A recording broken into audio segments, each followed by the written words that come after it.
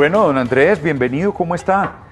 Periodista, novelista, fundador del Malpensante con otros amigos, de mucho tiempo esta revista que ha subsistido llevando cultura, pensamiento, discusión, columnista. Andrés, bienvenido. Sí, yo soy básicamente escritor. En las otras labores estoy prestado. Estoy prestado pues porque como escritor a veces me queda un ratico libre y entonces sí, hace 22 años este mes, el 31 de octubre de este mes cumplimos 22 años de haber fundado el Malpensante. Eso me volvió ciertamente editor, yo era escritor punto y aparte. Sí. Me volvió editor y al volverme editor me puso en contacto con el material escrito de muchas personas y además me obligó, digamos, a intervenir en textos ajenos y eso de alguna manera pues te va mostrando virtudes y defectos. ¿Qué es lo que nos pasa entonces en general con el español, ¿no? Cuando podemos hablarlo de una manera y a veces, bueno, no siempre nos preocupamos por perfeccionar el lenguaje oral, pero el lenguaje escrito es a lo último a lo que llegamos.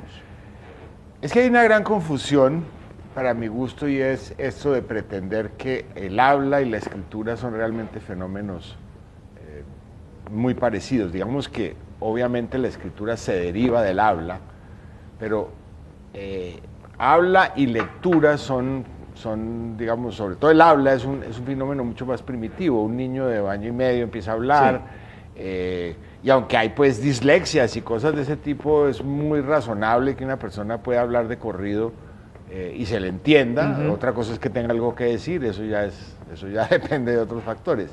La escritura es una codificación, es una cosa inventada, muy posterior al habla. Sí. Y entonces la transición entre una cosa y la otra no es para nada evidente. Sí. La escritura hay que aprenderla, es una técnica, es un instrumento. Y en Colombia y en los países hispánicos, y yo esto pues le asignaría parte del problema de España, la manera de enseñar a escribir es una manera punitiva, llena de reglas, llena de castigos. Hasta reglas de verdad. No, bueno, claro, había reglas en la época de las monjitas. Pues, y reglas tal. de verdad. Por eso, que le daban madera. con la regla. Pero entonces, esa versión punitiva de la escritura es muy inconveniente porque hace que la gente se asuste y no entiende que lo esencial es hacerlo de una manera expresiva, divertida, coherente, inteligente, ¿no? Y entonces lo que yo propongo en estos libros, que no son un invento pues absoluto, porque por ejemplo en español hay muy pocos, no hay pues de este estilo, pero en inglés, por decir cualquier cosa, hay gran cantidad de manuales, mire cómo un profesional de la escritura que todos los días prácticamente se sienta desde hace más de 40 años a escribir, mire cómo este profesional enfoca y cómo ha resuelto una serie de problemas de escritura y cómo debería usted empezar a resolverlos. Muy importante aquí es decir que sí, hay unas cuantas reglas y existe la gramática, pero básicamente lo que la gente tiene que adquirir son hábitos de escritura. Sí. Hábitos. Que se vuelva algo, digamos, que sea relativamente sencillo, que la gente aprenda a partir un párrafo y que no tenga que sentarse ni siquiera a consultar un manual de esto, sino que aprenda a hacerlo con el tiempo. Sí, claro, porque si yo voy a escribir cualquier cosa y tengo que abrir este libro, tengo que estar cerca de este o cualquier manual, pues la escritura se vuelve imposible, ¿no? Exactamente. De vez en cuando hay que repasarlo. Yo mismo al escribir estos libros aprendí cosas, recordé cosas que no sabía que sabía, averigüé, aprendí cosas, pero entonces la contradicción, digamos, más importante en este tema es que el idioma es una de las cosas más divertidas, es un parque de diversiones. Por ejemplo, y es que además estoy viendo, y que me lo interrumpa Andrés, Sí. en las dos portadas vemos algo que empieza a ser divertido, en la manera de los dos libros, pero veo que la escritura, el lápiz se vuelve como un arma, ¿no? De defensa o de ataque o de sobrevivencia. ¿Esto tiene Sirve alguna para ambas intención? cosas, por favor. Uno está en Twitter, tiene que a veces atacar y a veces defenderse. Está pidiendo un trabajo, tiene que un poquito atacar de una manera bonita, divertida, llamar la atención. También tiene que defenderse pues de sus propios defectos. No, la escritura, digamos, una paradoja que tiene este tema, entre muchas, es que hace, qué sé yo, 30 años, usted podía ser, qué sé yo, presidente de una compañía y escribir muy poco, ¿no? Tenía una señora secretaria a la que le dictaba la carta. Una carta y de vez en cuando tomaba unas notas, pero no se las mostraba a todo el mundo, ¿no? Hoy en día la gente escribe todo el tiempo, en el teléfono, en el computador, usted tiene que enviar mensajes de texto y además escribe textos usualmente cortos, que son más difíciles que los más largos. La gente presume que hacer aforismos es fácil y métase usted a Twitter y verá cuántos aforistas de verdad hay y hay relativamente muy pocos. Sí, eso es cierto. Bueno, y hablemos de unos detalles que usted toca en este libro que me parecen muy interesantes. Habla, por ejemplo, de la corrección política del lenguaje. Empieza en el preámbulo que le hace usted a este libro, y es el español, un idioma internacional. Entre otras cosas, me parece que resuelve muy bien usted esa discusión de si nosotros hablamos castellano o español, y la resuelve diciendo, nosotros hablamos español porque aquí nos conquistaron todos los españoles. Los gallegos, los castellanos, los andaluces, los vascos, en cantidades, Bolívar. Los vascos, exactamente. Vasco, entonces hablamos un español distinto a solo el castellano. Pero bueno, la corrección política. Pues mira, ese es un subproducto de unas ideologías contemporáneas un poquito canzonas, y es que les parece mucho más importante a ciertas personas el mensaje y los juegos de identidad que la expresividad del lenguaje. El lenguaje, digamos, la norma verdadera no es ni la Real Academia, no son los diccionarios, es el uso. El uso tiene distintos niveles, tiene un uso oculto, un uso popular. Y entonces, tratar uno de, por razones ideológicas, forzar y modificar el gusto produce resultados esperpénticos. Ustedes seguramente han recibido correos que dice amig y le ponen una arroba y después una S. Es amigos, amigas. Eso es, a mí esa vaina me da erisipela, lo digo en español antiguo. ¿Qué tal el todis? Bueno, ok, entonces ahora decidieron que la E era epicena, pues, o que era bisexual, ¿no? Ahora, una gran confusión que hay en esto es pensar que el tema, en los géneros gramaticales son lo mismo, son sexuales. No hay una conexión entre el género, digamos, sexual de una persona y el género gramatical. Dicho esto, sí hay una tradición que uno podría llamar sexista y hasta racista y todo, porque el idioma se formó hace muchos años. Entonces, algunas cosas, ¿no? Por ejemplo, jubilaron la palabra señorita, que es tan bonita, a mí me parece muy bonita, pero hoy en día pues uno no le puede decir a una mujer señorita, o es raro, pues, o se lo dicen a uno por allá en un club raro, en un colegio de monjas, etcétera, pero entonces quedó señora. Es para regañar, ¿no? Bueno, pero quedó señora, que es feo, o doña, que es feo, pero bueno, ni modos. Entonces, yo lo que digo en el libro es, yo no soy pues muy de lenguaje súper incluyente, yo creo que no veo ese gran problema, pero obviamente sugiero que cada lector tome las decisiones, o lectora, tome las decisiones que quiera. Y esto no solamente en el lenguaje incluyente, sino los famosos eufemismos para referirnos a discapacidades. Sí, ya no hay enanos, ya no hay ciegos. Ya le tenemos ya mucho miedo. Y este cuento de los afroamericanos que a mí me parece muy divertido, porque Barack Obama es afroamericano, sí, pero la mitad de la familia no es afro, viene de Holanda. Sí, sí. Entonces, ¿cómo así? Entonces, digamos, el tema con la hipercorrección política es que nos lleva a incurrir en torpezas expresivas, nos enreda. Eso, amigos y amigas, ciudadanos y ciudadanas, eso a la cuarta frase de ese estilo, su lector se va. ¿A usted qué le parece esta fórmula? Niños, niñas y adolescentes. No, son niños, son niños y adolescentes son adolescentes y no hay adolescentas. Por eso, entonces usted Es que adolescentes sí ve como el género a veces en español. Usted se vuelve un 8 tratando de no, entender. A ver, en español se dice la leche, pero en francés, que es una lengua, se dice le lait, masculino. Y la leche se vuelve queso, el queso.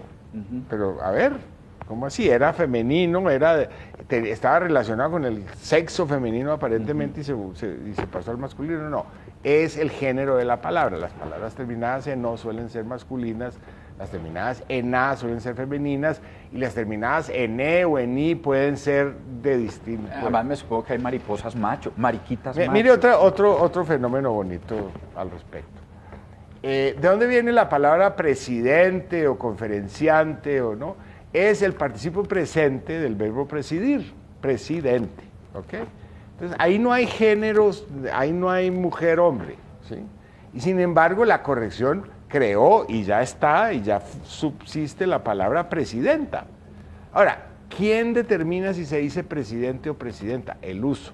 El otro día me tocó ir a hacerme una cosa en una clínica, y entonces, digamos, hay una cosa fundamental, y si hay una profesión en la cual predominan las mujeres es en la enfermería, ¿no es cierto?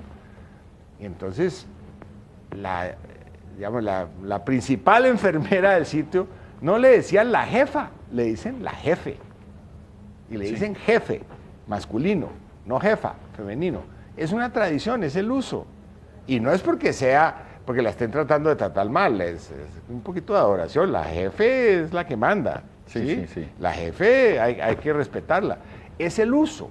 Entonces hay que dejar que el uso dictamine y de vez en cuando pues uno hace sus variaciones como le parezca. El uso, por ejemplo, nos está imponiendo, hace mucho tiempo nos impuso ya la palabra colocar para todo, de tal manera que yo me coloco bravo, me coloco a pensar, me coloco molesto, todo este tipo de cosas. O el uso también me impone figuras ahora como aperturar. Bueno. Pero mira, por ejemplo, cómo es la cosa. ¿Qué es colocar?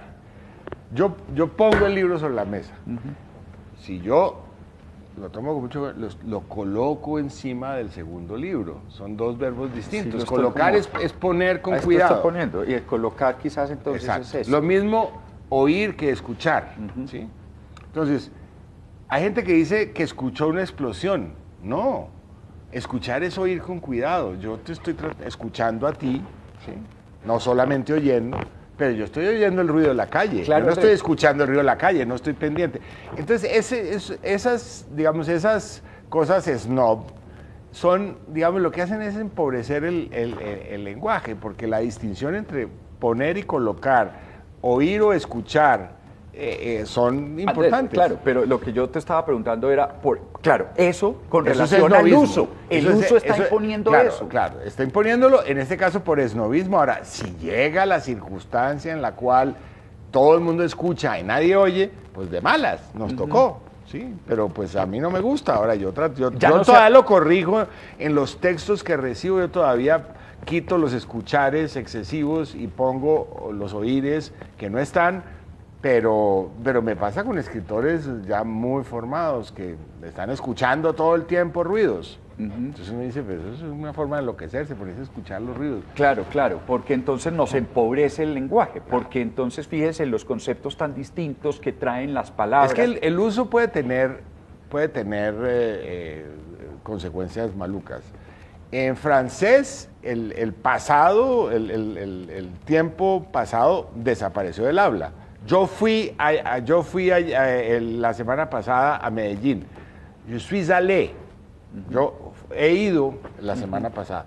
En España tenía la tendencia a llegar a hacer eso y los latinoamericanos mantuvimos el régimen el tiempo pasado vivo. Entonces yo fui la semana pasada a Medellín y no suena raro. Entonces, el uso puede hacer daños, claro que sí. De hecho, pues todos los idiomas son forjados en un ensayo y error divertido a veces entre el uso y, ¿no? Entonces, las palabras a veces cambian de sentido. Álgido era extremadamente frío y se volvió caliente. Pues ¿por qué? Por el uso. Por el uso, exactamente. Bueno, y existen también otros usos que nosotros los periodistas contribuimos de una manera muy triste a reproducir. El uso, por ejemplo, de el lenguaje policivo, de ese argot que trata de ser exquisito, ¿no? Entonces, un individuo femenina recibió un proyectil de bala a la altura del hombro izquierdo, claro, cuando se puede decir le dieron un balazo en el hombro. Claro. Pues eso es una de las cosas. Y nosotros lo repetimos, ¿no? Y aperturamos el proceso, y direccionamos, y compulsamos copias. Bueno, compulsar creo que sí es una palabra, digamos, jurídica, pero las otras que dices, no. A ver, es que el esnovismo se reparte en medidas iguales y evidentemente un periodista, ya sea por escrito o en radio, hablando rápido, pues incurre en ese tipo de cosas. A ver, pero la solución a todo esto es relativamente sencilla. Hay que sofisticar la lectura y el aprendizaje del idioma sin tantos prerequisitos. Hemos estado aquí hablando de cosas que no nos gustan, ¿sí? Pero a mí, pues, si alguien decide que quiere colocar mucho y poner poco, pero por otro lado escribe bien y se expresa bien, bueno, pues ya, listo, no pasó nada. Lo grave es cuando la gente no sabe, porque le tiene miedo, porque no ha aprendido, digamos, los hábitos más básicos de la escritura, y entonces ahí sí tenemos un problema grave. Ahora, cada rato recibe uno correos, parece ser proporcional, entre más bravos, peor escritos están los correos que yo por lo menos recibo como columnista.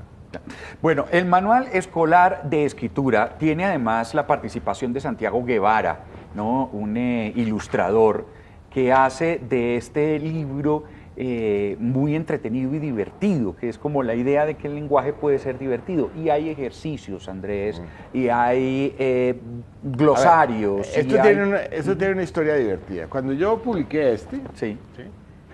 Yo pensé que esto servía para final de bachillerato. Publicar que estábamos acá. Que es el previo. Sí. Yo lo escribí pensando que les iba a servir a los estudiantes de, no sé, de grado 10 y 11. Y cuando fui a venderlo, lo vendimos muy bien en las universidades, pero menos en los colegios. Entonces yo pregunté, hombre, ¿qué pasa? Le pregunté a un par de profesores que me dijeron, no, es que no tiene ejercicios, no tiene ayudas pedagógicas, no sé qué. Y dije, caramba, pues me pareció un poquito condescendiente la noción, pero bueno, listo. Ahora, en un par de colegios así de alta cilindrada me lo compraron, ¿sí? Pero, digamos, no se volvió, pues, típico uso de los colegios. Entonces, me fui, me senté, quité algunas cosas, usé digamos, el mismo esqueleto del libro e incluí todo lo que me dijeron que no tenía ese. Entonces incluí ejercicios, ayudas pedagógicas, vocabularios al final de los capítulos. Es decir, es un libro, digamos, pensado para una audiencia de colegio. Aunque pues alguien me ha dicho con razón que a los que no les dieron esto en el colegio de pronto les sirve ahora. La verdad es que entre más temprano, más en la vida usted aprende a escribir, mejor. ¿Sí? Yo no estoy diciendo que una persona de 50 años no pueda, pero ya tiene hábitos complicados que tiene que llevarle la contraria. Pues. El lenguaje tiene como una mezcla de muchas cosas, unas absolutamente irracionales, lo decía usted, la leche, el queso, la mesa, porque es mesa y por qué no el mesa, en fin, ese tipo de cosas. El meso. Sí, ¿por qué no el meso? O el mesón, porque sí. Es el mesón. Sí, en fin. Y lo otro es que hay unas cosas que sí pueden aprenderse con cierta racionalidad, ¿no? Y aquí lo dice, y también exige mucho criterio de quien asume el lenguaje. Mira, yo digamos, suelo hacer la analogía, ¿ves? Alguna vez jugué tenis, pero nunca fui un gran tenista y ahora tengo una rodilla dañada que no puedo. Pero es análogo. Si a usted le dicen, mire, tome esta raqueta, vaya a la cancha y le lanza una pelota a usted y no ha jugado nunca, no sabe qué demonios hacer, ¿sí? Alguien le tiene que enseñar un poco la técnica, que es póngase de lado, doble la rodilla, saque la raqueta atrás antes, mire la bola todo el tiempo, haga un swing de no sé qué cosa. Es decir, la escritura es, es un aprendizaje como ese. Usted tiene que... Ahora, incluso la analogía es bonita porque hay buenos jugadores de fin de semana y está Roger Federer, ¿sí? Entonces, estos manuales no van a volver a nadie García Márquez. ¿Sí? Pero García Márquez aprendió a escribir alguna vez, eso está clarísimo, a su manera. Él aprendió las redacciones de los periódicos, que en esa época eran buenas, y obviamente ejercitándose como escritor. Si uno ya quiere ser escritor, pues hay cursos y hay cosas en la universidad y hay talleres que se pueden tomar. Pero esto es, digamos, aquí básicamente es la técnica básica de la escritura, como quien dice la técnica básica del tenis. ¿Qué es lo que hay que hacer para ser un jugador razonable, bueno? De ahí para adelante es problema suyo. Sí. Y es problema suyo violar incluso las cosas, las sugerencias que se le hacen ahí, como hacemos todos los escritores. Yo cada rato, uno habla, por ejemplo, hay que evitar las repeticiones excesivas en un texto de una palabra, pero cada rato a uno le toca. Yo a veces me veo con una palabra importante en una columna y la repito 6 veces, y de malas, pues. Yo me doy maña porque soy profesional y yo sé cómo hacerlo para que no perturbe tanto, y lo mido y lo leo en voz alta y le doy vueltas hasta que queda. Sí, sí, sí. Y porque finalmente el lenguaje es para hacer efectiva la comunicación. Exacto. Finalmente a seducir, exacto, para convencer, para atraer. El lenguaje no es una cosa neutra. No es una cosa fría, es una cosa necesaria. O sea, yo no conozco un seductor que no sepa hablar. Si te va a seducir, qué sé yo, a un jefe, a un electorado, a una mujer, a un hombre, a un novio, a una novia, lo que sea, pues hable. Elocuencia. Y solía pasar, ya no se hace tanto, un poema de amor y cae la nena, pues ya como que no tanto, pero a Neruda le dio resultado pues varias veces. Como decía Neruda, no, me van a publicar hasta los calcetines, ¿no? Decía Neruda. Bueno, muchísimas gracias, Andrés. Bueno, Mauricio, gracias. Un placer hablar con usted. Ahí está este manual escolar de escritura, es una novedad. Es para que lo usen en los colegios, ¿no? Es para que lo usen, y yo me atrevería a decir para uno en su casa. Sí, también. En su casa. Y yo no necesariamente, bueno. Es que una última cosa, a mí sí me han dicho mucho los profesores universitarios que los muchachos llegan escribiendo mal, y las muchachas también, sí, a la universidad. Esto no es un chiste. Todas y todes. Toda X, no todos, bueno, justamente no todos. Hay una minoría que escribe bien, pero el nivel promedio es bajo, y eso es grave. Si usted tiene allá un hijo universitario, escolar, y va a la universidad, este tipo de cosas son fundamentales. Ahí está pues este manual de escritura, manual escolar de escritura y el manual de escritura para aprender de manera divertida, para consultar, escrito con muy buena calidad, y pues además acompañado de unas ilustraciones de todo tipo muy interesantes. Es nuestro recomendado hoy en Le Bogotá, manual escolar de escritura con la compañía de Andrés Oll. Muchísimas